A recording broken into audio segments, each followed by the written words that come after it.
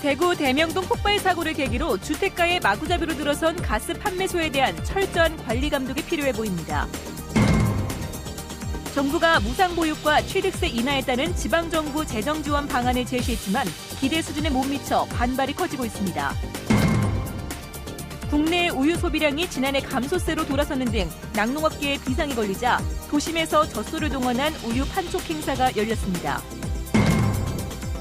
45년간 한국 땅에서 의료 선교 활동을 하고 죽어서도 한국 땅에 묻히고 싶어 했던 한 미국인 의사의 사연을 소개합니다.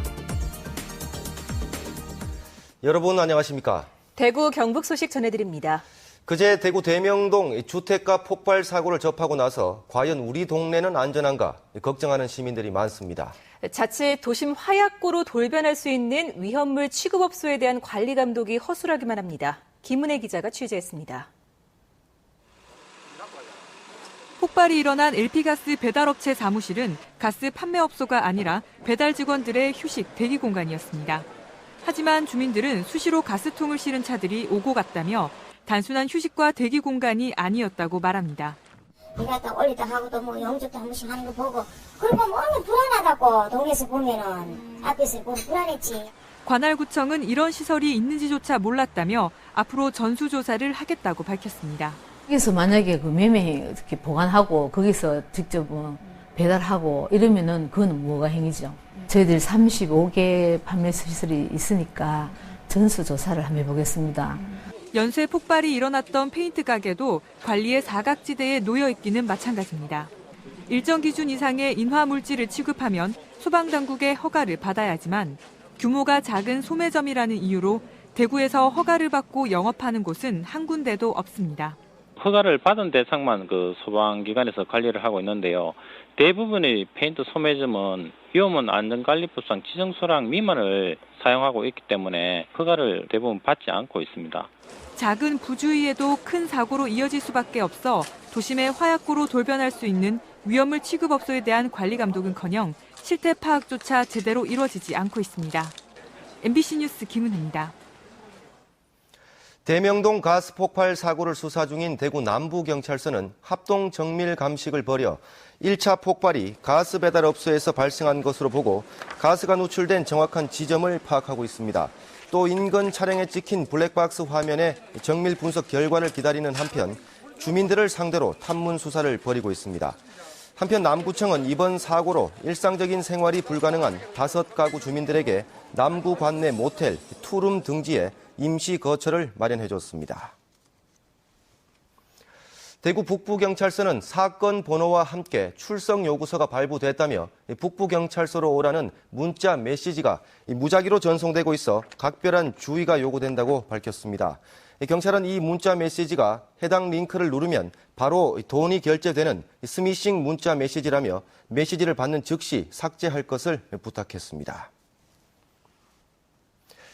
정부가 무상보육과 취득세 인하에 따른 지방정부 재정 지원안을 내놨습니다. 하지만 지자체들이 줄기차게 요구했던 수준에 크게 못 미쳐 반발이 커지고 있습니다. 서성원 기자의 보도입니다. 지자체의 반발 속에 한 차례 발표를 연기하면서까지 내놓은 정부의 안은 역시나였습니다. 무상 보육에 따른 재정 부담을 지방에 떠넘긴다는 지자체의 반발 속에 정부가 내놓은 영유아 보육 사업 국고 보조율 인상안은 10%포인트에 그쳤습니다.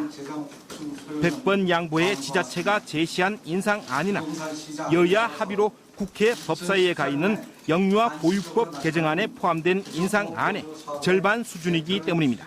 영유아 보육료에 관해서 확대하는 게 정부 방침으로 결정됐기 때문에 그 확대에 따른 필요한 재원에 관해서도 국가에서 보전해 주는 게 원칙이라고 생각하고 정부 마음대로 지방세인 취득세를 내리겠다고 해놓고 보전 대책으로 내놓은 지방 소비세율 인상안도 실망스러운 수준입니다. 지난 2009년 지방 소비세 도입 때 이미 지방재정 확충을 위해 올해까지 5%포인트를 올려주겠다고 약속해놓고도 지키지 않고는 이번에 취득세 인하에 따른 지방세수 감소분을 메워준다는 명목으로 오는 2015년까지 6%포인트만 올려주겠다고 나섰기 때문입니다. 지자체의 요구안에 역시 절반 수준입니다. 최근에 지금 사회복지비 증가 추세가 너무 격급하게 지금 올라가고 있기 때문에 지금 내년도 예산 편성에 있어서도 대부분의 시도가 지금 적자 예산 편성이 불가피한 실정이고 법적 또 의무적인 경비조차도 제대로 지금 확보하기 좀 곤란한 실정이기 때문에 시도지사들은 정부가 이번 안을 고치지 않고 강행한다면 법을 고쳐서라도 지원 비율을 높일 수 있도록 역량과 수단을 총동원하겠다고 경고했습니다. 더욱이 대구와 경북 지역에서는 지방분권운동단체와 지방의회가 이미 지난 7월 공동 대응을 천명해 놓은 상황에서 반발은 더욱 확산될 것으로 보입니다. MBC 뉴스 사성원입니다. 농촌 지역 주민들이 산업단지와 공단 때문에 고통받고 있습니다. 공단 폐수로 인한 악취와 소음뿐만 아니라 식수원까지 위협받고 있습니다. 박상환 기자가 보도합니다. 경주시 건천읍의 한 마을. 한적한 마을길을 따라가다 보면 푸른 산 한 면이 하얗게 파헤쳐져 있습니다. 바로 옆에 미분양된 산업단지 용지가 있는데도 마을 식수원 아래 주택가와 불과 100m 남짓 거리에 공장을 지으려 하고 있습니다. 주민들은 이미 살던 집과 몇 자리를 옮기는 등 대승적 차원에서 단지 조성을 수용했지만 돌아온 건 악취와 소음뿐이었습니다. 지금 산업단지에서 나오는 폐수로 우리가 상당한 피해를 보고 있는데 그 위에다 다시 이 공장이 들어온다는 건 주민으로서는 우리는 살 수 없는 길이기 때문에 어떻게 살아야 되겠습니까? 안강읍 검단리 일대 주민들도 30만 평 규모의 검단 일반 산업단지 조성에 반발하고 있습니다. 산업단지 내 산업 폐기물이 주민 생존권을 위협할 수 있다고 주장합니다. 매립장이 제3위층에 들어오면은 그 젖소, 농작물 하우스라든가 여러 가지 생활 논이라든가 이런 데 들어오면 분진이 세다가 보면은 지하수가 아마 오염되니까. 해당 지역 주민들은 원천 백지화를 원하지만 경주시는 오랜 기간 동안 추진해온 사업이라고 답변합니다. 무조건 백지화를 시켜라 이런 말씀밖에 안 하기 때문에 어렵습니다. 그동안 많은 어떤 지평하고 대화를 시도하고 해법을 찾으려고 많은 노력을 했는데 단지 조성을 밀어붙이려 하는 시와 지역 주민들 간의 갈등의 고리는 쉽게 풀기 어려워 보입니다. MBC 뉴스 박상환입니다. 죽어서도 한국인이고자 했던 외국인이 있습니다. 대구에서 45년 동안 의료 선교 활동을 펼친 한 미국인이 자신의 유해를 마음의 고향인 대구에 꼭 묻어달라고 유언을 남겼는데요. 유언대로 오늘 이 선교사의 유해가 대구에 안장됐습니다. 권윤수 기자가 취재했습니다. 한국 이름 마포 화열. 96살의 나이로 지난 6월 생을 마감한 미국인 하워드 마펫 박사입니다. 오늘 그의 유해가 동산병원 내 은혜정원에 안장됐습니다. 3년 전 먼저 간 부인의 유해와 함께 마음의 고향인 대구에 반드시 묻어달라는 고인의 유언에 따른 겁니다. After their time in Daegu here, my mother wanted to retire back to the U.S. to be closer to us children. I think my father would have been very happy to stay here forever. 고인은 한국 사람보다도 더 한국과 한국인을 사랑했습니다. 아버지가 평양에서 활동하던 목사여서 평양서 태어난 마펫 박사는 미국에서 의학을 전공한 뒤 1948년 의료 선교사로 대구와 인연을 맺었고 45년 동안 가난하고 아픈 이들에게 큰 사랑을 베풀었습니다. 마펫 박사님이 이제 그렇게 이야기를 하니까 그러면은 치료비 없이 그냥 치료를 해줄 테니까 입원을 시키라. 진짜 너무너무 고맙더라고요. 그래가지고 6.25 직후 수많은 전쟁고아와 난민들에게 무료 의술을 펼쳤고 애락보건병원을 만들어 한센인 치유에 앞장섰는가 하면 동산병원장을 지내며 대구에 서양 의술을 전파했습니다. 선교 정신하고 하나님의 사랑 두 가지가 내 아무것도 없어요. 기분은 울음밖에 안 나옵니다. 고생을 많이 하십니다. 죽어서도 대구 사람이고 싶었던 하워드 마펫 박사. 유해 안장식에는 그의 헌신적인 삶을 기억하는 이들이 모여 고인을 추억하고 영면을 기도했습니다. MBC 뉴스 권효윤수입니다. 꾸준히 증가하던 국내 우유 소비량이 지난해 4년 만에 감소해 낙농업계에 비상이 걸렸습니다. 최근 우유값 인상으로 또다시 타격을 받을 것으로 예상되는 가운데 도심에서 젖소를 동원한 판촉 행사가 열렸습니다. 윤영균 기자가 보도합니다. 우리나라 국민은 1년에 우유를 얼마나 마실까? 지난 2008년 60kg 정도였던 1인당 우유 소비량은 매년 꾸준히 늘어 2011년에는 70kg을 넘겼습니다. 하지만 지난해는 67kg으로 2010년 수준까지 떨어지면서 4년 만에 감소세로 돌아섰습니다.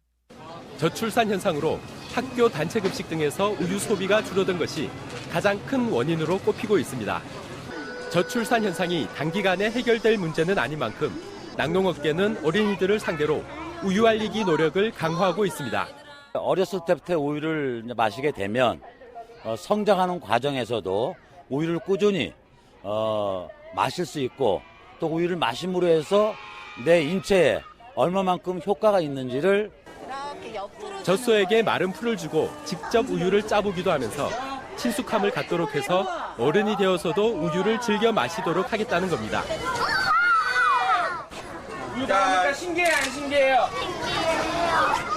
특히 우리나라 우유는 위생 등급이 세계 최고 수준으로 관리되는 등 안전성에서 우수하다는 점을 강조하고 있습니다. 중국에도 잘 사는 사람은 우리나라 우유를 아주 이렇게 좋아를 해요. 그런 우리나라 우유의 우수성이나 안전성이 검증이 됐다고 보니까 이제 무료로 각종 체험을 할 수 있는 이번 행사는 오는 토요일까지 대구 엑스포 정문앞 광장에서 이어집니다. MBC 뉴스 윤영균입니다. 농식품부와 전국한우협회, 대한양돈협회 등 5개 생산자 단체가 공동 주최하는 2013 한국국제축산박람회가 오늘 엑스코에서 개막돼 28일까지 계속됩니다. 친환경 축산, 국가 식량 산업으로서의 축산업을 목표로 축산과 관련된 각종 신기술 정보를 제공하고 축산물 소비 촉진 행사와 학술 세미나 등 다양한 부대 행사도 마련됩니다. 지역 환경단체가 구조한 멸종 위기동물 6마리가 치료를 마치고 오늘 다시 자연의 품으로 돌아갔습니다. 동물들의 방사 현장을 엄지원 기자가 다녀왔습니다. 황갈색 깃털과 부리부리한 눈매, 천년 기념물이자 멸종 위기동물 2급인 수리부엉이가 위용을 가시합니다. 지금은 어여시 숲속의 밤을 호령하는 야생의 모습을 회복했지만 10개월 전 수리부엉이는 탈진한 채 발견됐습니다. 배가 고파서 탈진된 상태에서 닭장에 들어갔다가 거기서 이제 닭장에 갇혀버려가지고 그래서 신고가 돼서 가니까 제대로 잘 날지도 못하는 그런 상태로 소백산 자락을 따라 수리부엉이가 고향의 품으로 돌아가고 새끼 때 둥지에서 떨어져 다리를 다친 황조롱이 형제도 첫 비행에 실패한 뒤 상처 입은 올빼미도 몇 달간의 치료와 재활 훈련을 끝내고 다시 홀로 서기를 시작합니다. 먹이를 찾으러 산 밑에 내려왔다가 올무에 걸렸던 삭과 담비도 친구들이 있는 산으로 잽싸게 뛰어들어갑니다. 담비에게는 발신기가 부착돼 앞으로 생태계 적응 여부를 관찰합니다. 철도 가을철이고 먹을 것도 아직 풍부하고 이러니까 저희들로 볼 때는 잘 살 것이라고 이렇게 믿고 이번 방사와 함께 모레에는 국립공원관리공단에서 토종여우 6마리를 방사할 예정이어서 소백산 생태계 복원에 큰 역할을 할 것으로 기대됩니다. MBC 뉴스 엄지원입니다. 감사원이 대구 무역회관 9층에 국민기업불편신고센터를 열었습니다. 이 신고센터에서는 행정기관의 위법 부당한 업무 처리나 공직자의 직무와 관련된 비위, 기업 관련 민원의 부당한 업무 처리로 인한 불편 사항 등을 처리합니다. 감사원은 그동안 대구 경북 지역 민원을 서울과 부산 센터가 담당해 민원 처리에 한계가 있어 대구 센터를 열게 됐다고 밝혔습니다. 대구권 전문대학들이 오늘 수시 모집 1차 원서를 받은 결과 경쟁률이 지난해와 비슷하거나 소폭 떨어진 것으로 나타났습니다. 영진전문대학교는 1,891명 모집에 15,597명이 지원해 경쟁률 8.24대 1로 지난해와 비슷했고 대구보건대는 6.3대 1로 지난해보다 소폭 올랐습니다.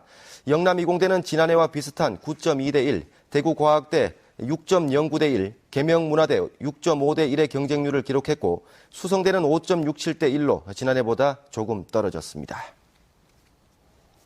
오늘 오후 3시 20분쯤 봉화군 봉화읍 봉화 제2 농공단지에 위치한 안동봉화 고추 종합처리장 신축공사 현장에서 건설근로자 33살 진모 씨 등 4명이 떨어져 중상을 입었습니다.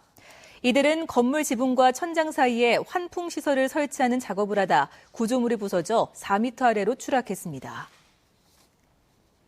경북선거관리위원회는 내년 지방선거를 앞두고 당원협의회 운영위원 16명에게 1인당 15만 원 상당의 쇠고기 선물 세트를 보내고 세 차례에 걸쳐 선거구민 31명에게 50만 원 상당의 술과 음식을 제공한 혐의로 예천지역 군수선거 입후보 예정자 A씨와 그를 도운 8명을 검찰에 고발했습니다.